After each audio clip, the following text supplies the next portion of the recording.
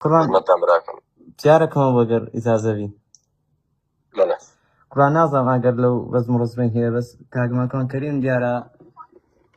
جای مەلا هەڵۆی داتەوە مەلا هەڵۆش نازانم چی برەی فشێ بە قسەکانی جەنابەت کاگمەکان کە مەدحی جەنابەت دەکات فشێ بە جەنابەت دێ دا ئێستا تەکفیرەکان قوربان دەستیان کرد بە جنێودان بە جەنابتان و جنێودان بە مامۆستا ماکوان کەریم و کافری دەکەن و ئایا ماکوان کەریم یەک پێی بگوترێ مولحید قوربان پێی دەرێ مولحید والله براكم معاذ الله مسلمانه هر کسی بە کافری دابنەیە جاهلە حاشا یا لەخوا ترس ئەی قوربان کاکوانکان کە باسی مەلا هەڵۆ دەکەن قوربان بۆی بێتە لای جەنابەت فێری علم بێت مەلا هەڵۆ پێ دەکەنیت و دەڕێتە ماکوانی ئەو مەلای پیرۆزی خۆتان بێت یانیەوە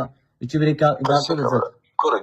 گوێمە دەبرا من حالا ئاوشیان لێ نادەمەوە گوێمە دەبرا من حالا ئاوشیان لێ نادەمەوە چیندا لەو بەسمە ئەگەر خوا گەورە هیدایەت مەلا هەڵۆیدا قوربان بە قوتابی جەنابتانی قبوڵ دەکەم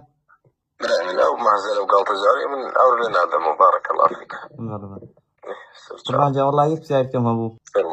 قوربان ماکوان کەریم قوربان دەرێتە مەلا هەڵۆی یعنی بەشێک لە بەرپرسانی یەکێتی لە پشتی مەلا هەڵۆینە ئایا قەناعەتەکەی وابێتە قوربان کە جەنابیش لە ڤیدیۆکدا فەرمووت دەتگۆ هەندێک مەلا هەیە مەسئولەکانیان بەکاردێن و ئایا مەبەست مەلا هەڵۆ نەبوو قوربان یان مەلا هەڵۆ وای نابینێ قوربان براکەم ئەو مۆزوعانە هەر کەس لە قسە بکە خۆی دەزانێت لەکوێ قسە دەکا و بینا لەسەر چ بەڵگەیە قسەی کردووە بۆیە ئەو پرسیارە نابێت لەم بکرێت لەو کەسانی تر دەکرێت انشاءالله یعنی قوربان مەلا هەڵۆی وا نابینی ئەو مەلا هەڵۆ بەحاڵە من ئەوەی